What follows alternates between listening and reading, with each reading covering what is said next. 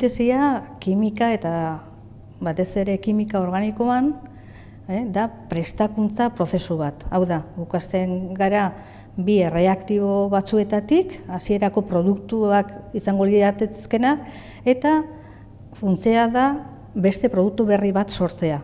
Produktu hori izan daiteke naturan dagoen bat, edo prozeso industrial behar den produktu bat, edo izan daiteke produktu berri bat.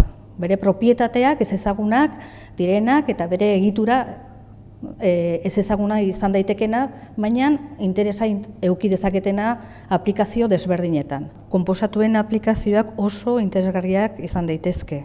Izan daitezke, jarri dezaket adibide desberdinak, adibidez medikuntzan. Suposa dezagun, naturatik datozen produktuak erabili daitezkela medikuntzan. Zer gertatzen da? Minbizian adibidez taxol erabiltzen den medikamentu hori hasieran aterazan tejuz arbola batetik. Baina lortzeko produktu kantitate txiki bat, arbol pila bat sakrifikatu behar ziren. Hori nola konpondu zen, laborategian produktu berbera prestatuz. Eta gaur egun hori zabaldu daiteke eta erabili daiteke komertzial moduan. Beste arlo bat izan daiteke adibidez material berriak sortuz.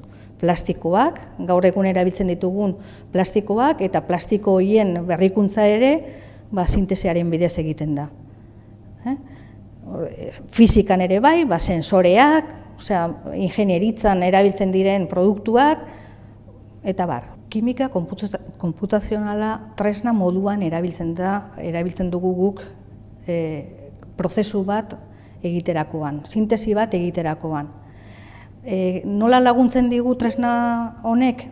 Ezagutzeko zergatik gertatu den, zein diran kondizio onenak erreakzio hori gertadadin, eta ikusteko nola hobetu daiteken prozesu hori.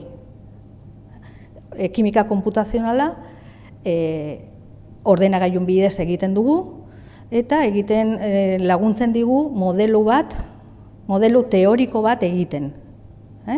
Orduan, konbinaketa hori oso interesgarria da. Laborategian egiten dugu sintesia eta ordenagailun bidez egiten dugu ezaguera teoriko hori sintesiari buruz ezagutzea, lortzea. Momentu honetan, gure ikerkuntza taldean dauden erronkak, dira, lehen aipatu dudan bezala, medikuntza arloan, farmako berriaren ikerkuntzan, eta hortarako medikukin, biologoak, eta talde desberdinakin kolaboratuz lortzen ari gara horretan.